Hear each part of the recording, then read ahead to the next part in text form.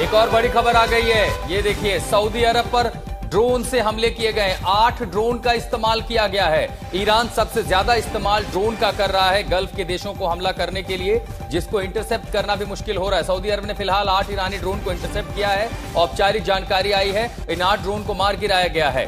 तो सऊदी अरब भी अब निशाने पर है। यूएई, सऊदी अरब हो, इसके साथ साथ कुवैत हो, बहरीन हो, जहां पर हमले हो रहे हैं। रियाद के पास इस ड्रोन को इंटरसेप्ट किया गया। इसी रियाद के पास अमेरिकी दूतावास को निशाना बनाया गया है। ये संभवतः उसी दूतावास के पास की तस्वीरें हम देख पा रहे हैं जहां पर सब कुछ धुआं हुआ है। सऊदी अरब में 8 ड्रोन हमले हुए हैं और उस ड्रोन को इंटरसेप्ट करके इसको निष्क्रिय कर दिया गया है। सुमित, ऐसा लग रहा है कि ईरान अभी भी सबसे ज्यादा इस्तेमाल जो कर रहा है वो ड्रोन का कर रहा है। बैलिस्टिक मिसाइलें उसने संभवतः हाइपरसोनिक जो इस्तेमाल है वो सिर्फ सैन्य बेसिस के लिए किया है। बिल्कुल। और देखिए, आप जो बात कर रहे थे ना आशुतोष की, आखिरकार ड्रोन का इस्तेमाल क्यों किया जाता है, आप बिल्कुल ठीक कह रहे थे कि देखिए स्मॉल ऑब्जेक्ट होते हैं, लो फ्लाई करते हैं। रेडार का किसी भी एयर डिफेंस सिस्टम का एक दायरा होता है कि वो करीबन 20 मीटर के ऊपर या आप कह सकते हैं 30 मीटर के ऊपर पूरे उस इलाके को सिक्योर करता है। लेकिन जब लो फ्लाइंग ऑब्जेक्ट आता है तो वो उसके अंदर ट्रैक नहीं हो पाता है। और सबसे बड़ा आप कहते हैं चैलेंज यही है रेडार सिस्टम्स के लिए भी और एयर डिफेंस सिस्टम्स के लिए। ऐसा नहीं है कि सिर्फ ये सऊदी अरब में हो रहा है, ये अमेरिका के साथ है, ये रूस के साथ भी हुआ है। जो रूस जिसके पास सबसे बेहतरीन एयर डिफेंस सिस्टम है S-400, S-300, जो 300-400 किलोमीटर पहले ट्रैक करना शुरू कर देता है। अमेरिका ने भी लोकस ड्रोन का इस्तेमाल किया। वो तो कह रहा है कि इस बार युद्ध में हम पहली बार लोकस ड्रोन लेकर के जा रहे हैं, जिससे ईरान पर हमला किया है। बिल्कुल। और आशुतोष, सबसे बड़ी खास बात ये कि जब आप ऐसे लो कॉस्ट इफेक्टिव कॉम्बैट आप चीजों का इस्तेमाल करते हैं तो नुकसान भी ज्यादा होता है और आपकी लागत भी कम होती है। एक और बड़ी खबर आ रही है। ईरान के हमले को लेकर के कतर का बड़ा दावा हुआ है। कतर भी जो है ईरान का कहर इस समय झेल रहा है, खासकर जो अमेरिकी सैन्य ठिकाने हैं, नेवल बेस हैं या एयर एसेट्स हैं। 101 बैलिस्टिक मिसाइल इंटरसेप्ट किया। ये देख लिए, कतर में ही कल जो है एलएनजी प्रोडक्शन को बंद कर दिया। कतर के पास ही रिफाइनरी पर हमला हुआ है। 3 क्रूज मिसाइल, यानी ईरान अब क्रूज मिसाइल का भी इस्तेमाल कर रहा है। 39 ड्रोन को, यह कतर की औपचारिक जानकारी आई है। देखिए, 39 ड्रोन्स इनको इंटरसेप्ट किया है। और इसी के साथ वो कह रहा है कि 2 Su-24 सुखोई फाइटर प्लेन जो है उसको भी गिरा दिया है। 101 मिसाइल्स जो हैं, जो रॉकेट्स हैं, लॉन्ग प्रोजेक्टाइल्स हैं, उनको मार गिरा है। कतर की ओर से ये जानकारी आ रही है। ईरान के हमले को लेकर के बड़ा दावा। उसने ये कहा कि ये तमाम इंटरसेप्शन जो हुए हैं, इसके अलावा जाहिर इंटरसेप्शन के बाद अगर उसके टुकड़े मलबे नीचे गिरते हैं तो रिहायशी इलाकों को भी नुकसान पहुंचता है। लेकिन ये कतर के आसमान की वो तस्वीरें आप आज तक पर देख रहे हैं जब बड़ी संख्या में हमला हुआ। एक साथ ballistic missile, long range projectiles, drones, इन तमाम को इंटरसेप्शन। सुमित, ये इंटरसेप्शन बता रहा है कि कतर के पास तो फिर भी उसके पास अमेरिका की जो पेट्रियट मिसाइल का प्रोटेक्शन है वो भी है, उसके पास थार्ड मिसाइल का प्रोटेक्शन है। उसके बावजूद भी कतर पर हमले देखिए इस तरह, तो मतलब ये आपको इजराइल हमास के युद्ध की याद दिला देगा। बिल्कुल। कतर की तरफ से देखिए ये भी कहा गया कि उन्होंने Su-24 यानी जो ईरान के एयरक्राफ्ट थे, जो हालांकि रशियन मेड है, उनको भी 2 विमानों को मार गिराया। तो आप मानिए, और कितनी ज्यादा बैराज के अंदर मिसाइलें आ रही होंगी कि जो इंटरसेप्ट करने के बावजूद भी वहां पर इंपैक्ट हम देख रहे हैं। मिडिल ईस्ट के ऐसा कोई देश नहीं है जहां पर ईरान के हमलों का इंपैक्ट या उसका असर देखा ना जा रहा हो। चाहे वो दुबई की बात कर लीजिए, कतर की बात कर लीजिए, बहरीन की बात कर लीजिए, तो आप मानिएगा कि ईरान इस समय पूरी तरीके से अपने जखीरे का इस्तेमाल कर रहा है। और धीरे धीरे सबसे पहले उन हथियारों का इस्तेमाल किया जा रहा है जो लो फ्लाइंग या फिर आप कह सकते हैं लो कॉस्टिंग के हैं, यानी जिनका इंपैक्ट अभी से दिखना शुरू हुआ है। और मान के चलिएगा कि अभी और बैलिस्टिक मिसाइलों का इस्तेमाल ईरान करने वाला है बहुत जल्द। यानी उसके जखीरे में अभी भी इतना हथियार तो है कम से कम, जो कह रहा है कि आपने भी मुझे उस जनरल की बात कभी शायद भूलेगी ही नहीं कि आपने ट्रेलर देखा, पूरी फिल्म हम दिखाएंगे। लेकिन एक बार फिर फुल स्क्रीन ये तस्वीरें दिखाते हैं। कतर पर हमला हुआ है। इसको आप सीधे समझे कि हवा में जो प्रोजेक्टाइल आपको दूर से आते दिखाई दे रहे हैं, दरअसल ये वो है जो ईरान की ओर से हमले हुए हैं। जो आप नीचे से रॉकेट की तरह आप देख रहे हैं निकलती हुई चीजें, ये दरअसल डिफेंस सिस्टम है जो प्रोजेक्टाइल्स फायर करता है, जो लॉन्ग रेंज रॉकेट्स होते हैं, एंटी बैलिस्टिक मिसाइल्स होती हैं। ये डिफेंस के, ये देखिए आग का गोला आपको नीचे से जाता हुआ दिखाई दे रहा है। दरअसल ये डिफेंस मैकेनिज्म है। ये चाहे पेट्रियट हो सकते हैं, थार से भी हो सकते हैं। इसके अलावा यूएई के पास अपना भी एक डिफेंस मैकेनिज्म है, एयर डिफेंस सिस्टम है, और वो हवा में जाते ही उस खतरे को निष्क्रिय कर रहे हैं। जहां से भी उसे ये डिटेक्शन होता है कि किस दिशा से, कितनी रफ्तार से खतरा आ रहा है, उतनी रफ्तार से वहां आगे बढ़ेगा और उसको निष्क्रिय कर देगा। एक बड़ी खबर और, मिडिल ईस्ट में जो तनाव कैसे उस बीच ईरान के विदेश मंत्री अब्बास अराक्ची का भी बड़ा बयान आया है।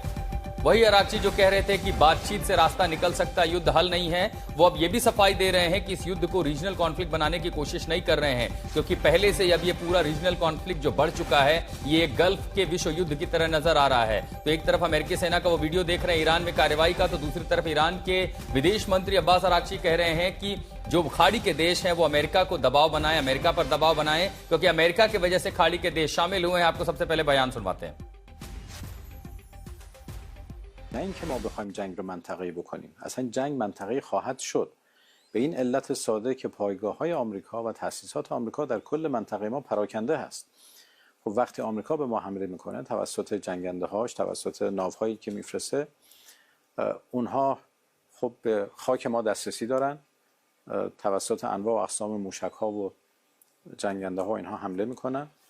ما به خاک اونها دسترسی نداریم، ولی به پایگاه‌های اونها در منطقه دسترسی داریم. तो अरागची का ये बयान आप सुन रहे थे सुमित। अगर ये कहना कि रीजनल कॉन्फ्लिक्ट नहीं बना रहे, लेकिन यहां तो पूरा का पूरा जो खाड़ी का इलाका, गल्फ का इलाका, वो तो युद्ध की आग में कूद पड़ा है। देखिए बिल्कुल कहने की बात अलग है कि हालांकि देखिए ईरान की तरफ से कहा जा रहा है कि हम तो सिर्फ उन्हीं इलाकों को टारगेट कर रहे हैं या जहां पर अमेरिका की देखिए इस बीच एक बड़ी खबर भी अपने दर्शकों को एक बार फिर से बता दे कि तेहरान पर यूएस अमेरिकी हमले तेज कर दिए गए हैं। लगातार तेहरान को स्पेसिफिकली सेंट्रल तेहरान और जो नॉर्दर्न पार्ट थे उन पर ज्यादा अटैक किए जा रहे हैं। एक बार फिर से आपको बता दें कि यूएस और इजराइल के हमले, ये जॉइंट ऑपरेशंस और तेज कर दिए गए। तेहरान पर कल भी आपने देखा था कि उनके इंटेलिजेंस हेडक्वार्टर्स के साथ साथ उनके पुलिस हेडक्वार्टर्स को टारगेट किया गया था। और अब ये खबर मिल रही है कि अमेरिका और इजराइल की तरफ से ये हमले और ज्यादा तेज कर दिए गए। स्पेसिफिकली सिर्फ तेहरान, सेंट्रल तेहरान और नॉर्थ तेहरान ज्यादा बड़े विध्वंसक अटैकों का सामना कर रहा है।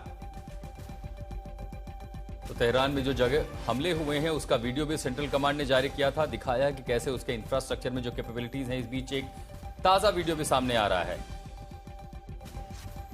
तो तेहरान पर जो हमले हुए हैं उसमें उसकी हर कैपेसिटी को, जहां जहां सैटेलाइट इंटेलिजेंस के जरिए अमेरिका को यह पता चलता है कि वहां से ईरान तैयारी में है फायर करने की, उसके पहले वो हमला करे, अमेरिकी हमले में उसे निष्क्रिय कर दिया जा रहा है।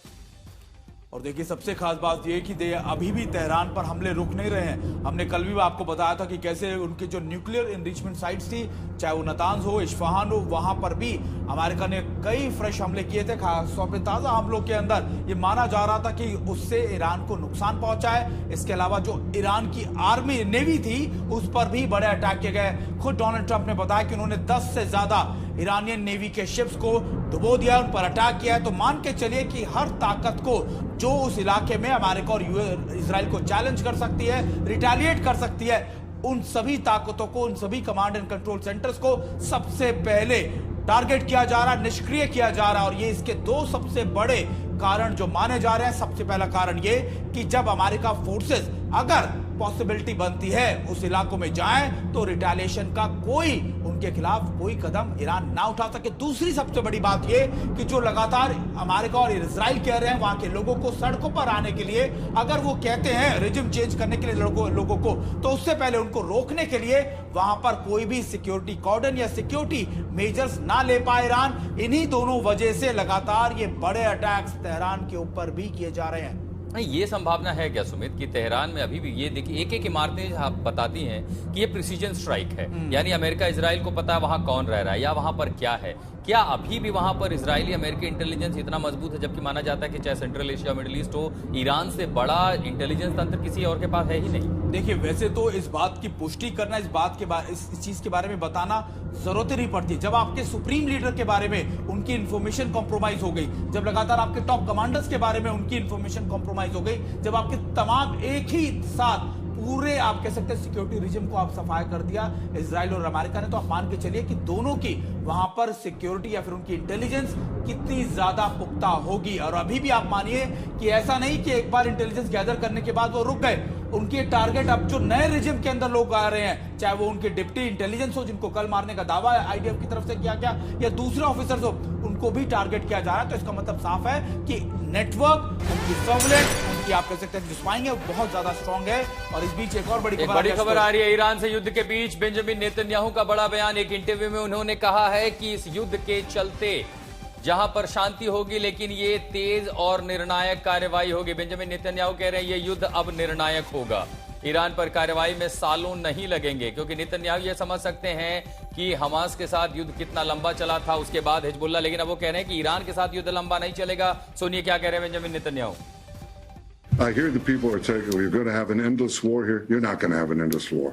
Now, of course, it's up to the people of Iran in the final count to change the government. But we are creating, America and Israel together are creating the conditions for them to do so. And I think peace between Israel and Saudi Arabia would be really possible and probably very close once this thing happens. So this is a gateway for peace, for a broader peace, and I believe that we can achieve it. Iran पर निर्णायक हमला, लेकिन ये कहना कि ये रास्ता है शांति का, कहीं से शांति नजर आई कि आपको? क्योंकि देख रहे इजराइल भी अपने आप में आखिर वो भी तो थोड़ा बहुत दंश झेल रहा है इस हमले का, उसका नॉर्थ फ्रंट खुल चुका है, हमास को अभी पूरी तरह डिसमेंटल नहीं कर पाया है। क्या अमेरिका इजराइल मिल करके इसी तरह ईरान को डिसमेंटल कर पाएंगे? देखिए, अब एक पिक्चर बहुत ज्यादा क्लियर हो चुकी है आशुतोष। वो पिक्चर ये है कि अब पूरे रीजन के अंदर एक ही शख्स की, एक ही कंट्री की सुप्रीमेसी रहेगी, और वो होगी अमेरिका की। और अब उसका रिप्रेजेंटेटिव के तौर पर काम करता है इजराइल। इजराइल के पास देखिए, वैसे तो आप मान के चले कि भले ही वो एक तरीके का रिप्रेजेंट करता हो, लेकिन इजराइल भी वहां पर एक तरीके का वजूद रखता है मिडिल ईस्ट में।